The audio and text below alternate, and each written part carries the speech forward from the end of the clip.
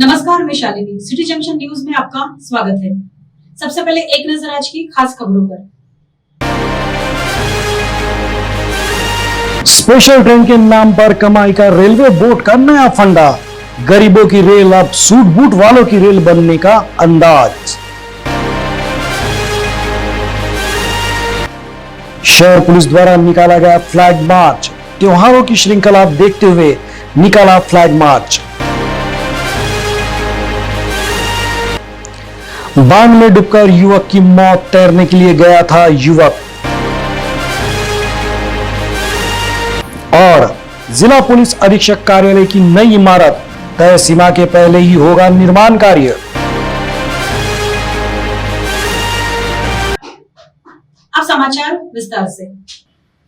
Special train के नाम पर कमाई करने का नया फंडा भारतीय रेलवे बोर्ड ने खोज निकाला है।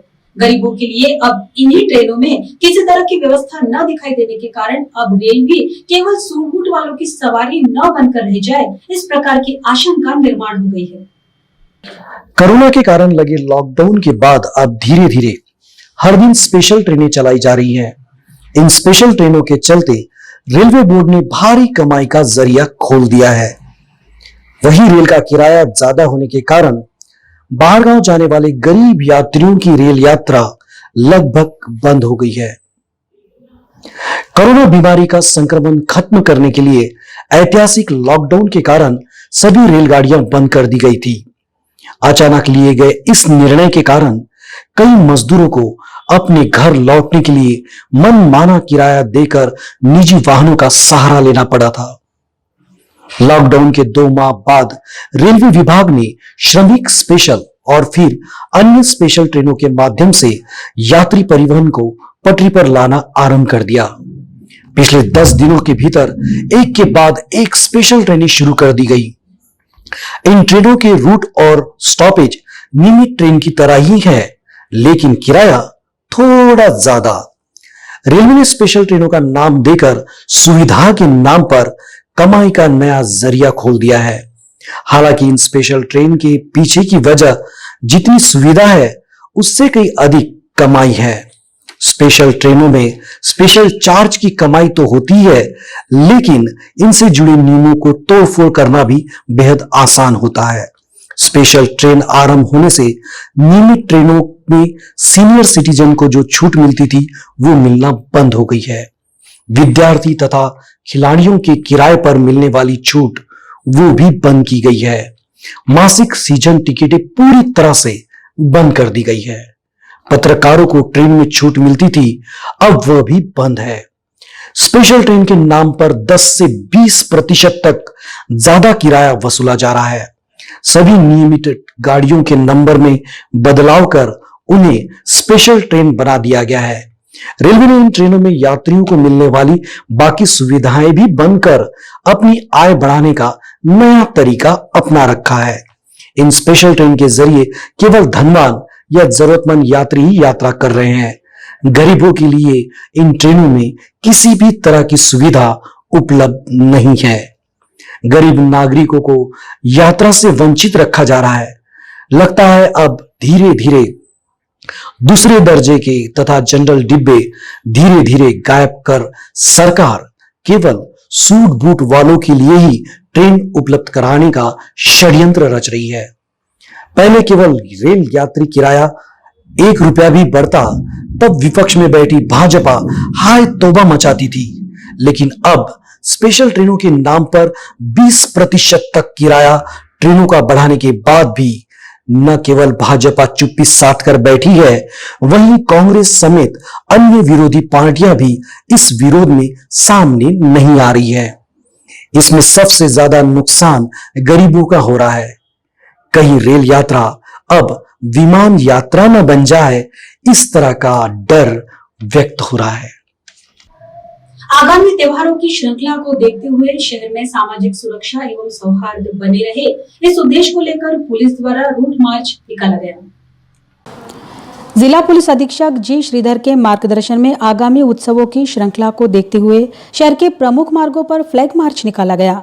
इस मार्च में पुलिस, आरसीपी, होमगार्ड के जवान शामिल हुए थे। शाम 5 बजे के दौरान शहर के उपविभागीय पुलिस अधिकारी सचिन कदम की अगुवाई में यह फ्लैग मार्च आरंभ हुआ।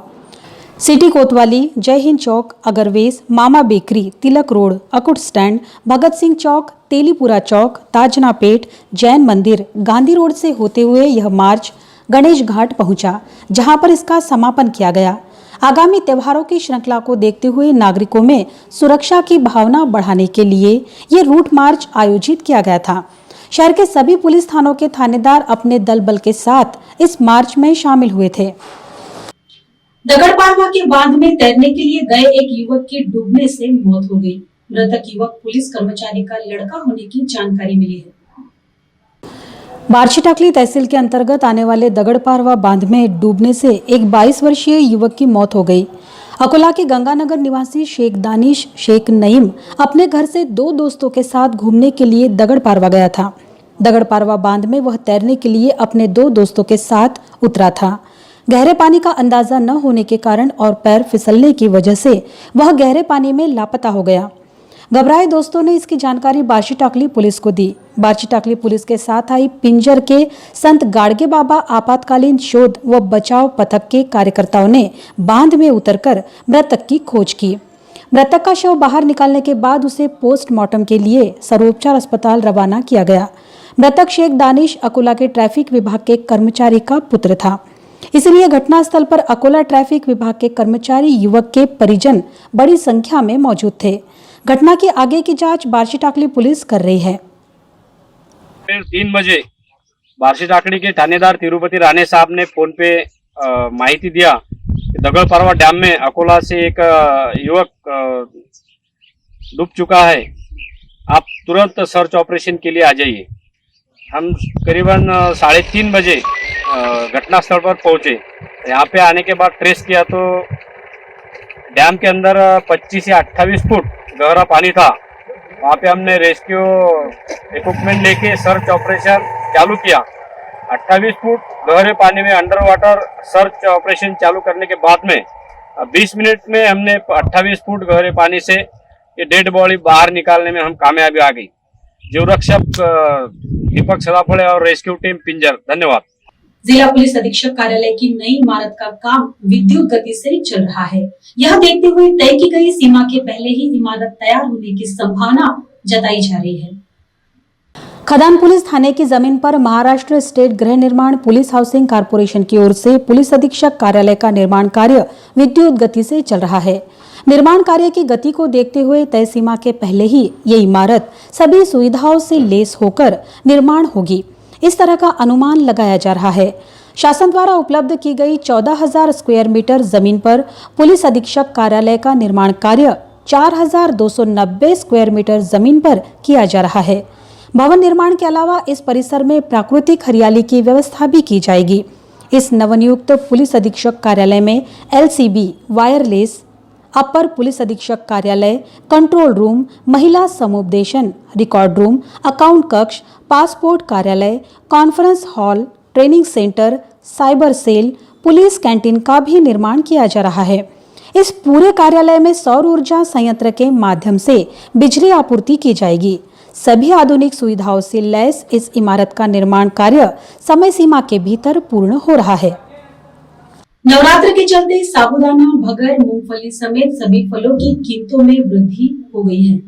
नवरात्र के दिनों में फलाहार की मांग बढ़ जाती है। आजकल नवरात्र में 9 दिनों तक उपवास रखने का ट्रेंड बढ़ रहा है।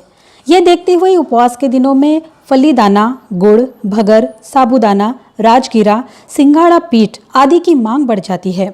मांग बढ़ने से इन सभी के दामों में वृद्धि हो जाती है। फली तेल, सोयाबीन के तेल के भाव में भी तेजी बनी हुई है। उपवास के दिनों में आलू, रतालू की मांग बढ़ जाती है। वहीं सेब, पपीता, केला इन सभी फलों की मांग को देखते हुए सभी के दाम बढ़ गए हैं। नवरात्रि का किराना बाजार पर असर पड़ा है। अन्य वारों की तुलना में फलाहारी वस्तुओं की मांग बढ़ गई है। अन्य दिनों की तुलना में उपवास के पदार्थ औसतन अधिक दामों पर बेचे जा रहे हैं। दाना बाजार स्थित एक दुकान में चोरी करने वाली महिलाओं का CCTV फुटेज सामने आया है। पुलिस इन महिलाओं की जांच में जुट गई है। इन दिनों 4 से 5 महिलाएं अपने बच्चों समेत किराना एवं अनाज दुकानों में घुसकर चोरी करने की घटनाएं सामने आ रही हैं। अकेला दुकान मालिक देखकर ये महिलाएं झुंड के साथ दुकानों में प्रवेश करती हैं। वस्तुओं के दाम पूछकर महिलाएं दुकान मालिक को घेरती हैं। तब उनकी साथी महिला मौका देखकर चोरी छिपे गल्ले में रखी हुई राशि पर हाथ साफ करती है। शहर के किराना बाजार परिसर स्थित एक दुकान में ये महिलाएं घुसी थी। मौका देखकर एक महिला ने दुकान के गल्ले पर रखी रकम पर हाथ साफ कर दिया। ये पूरी घटना सीसीटीवी कैमरे में कैद हो गई। इस घटना की शिकायत अभी तक पुलिस में दर्ज नहीं की गई है, लेकिन अन्य व्यवसायी इन महिलाओं से सतर्क रहे, इस तरह का आह्वान अन्य व्यवसायी कर रहे हैं। अब अंत में एक नजर आज की खास खबरों पर।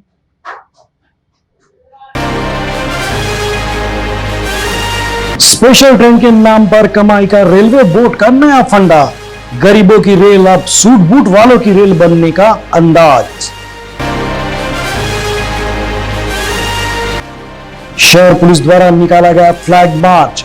त्योहारों की श्रृंखला देखते हुए निकाला फ्लैग मार्च। बांध में डूबकर युवक की मौत, तैरने के लिए गया था युवक। और जिला पुलिस अधीक्षक कार्यालय की नई इमारत, तय सीमा के पहले ही होगा निर्माण कार्य।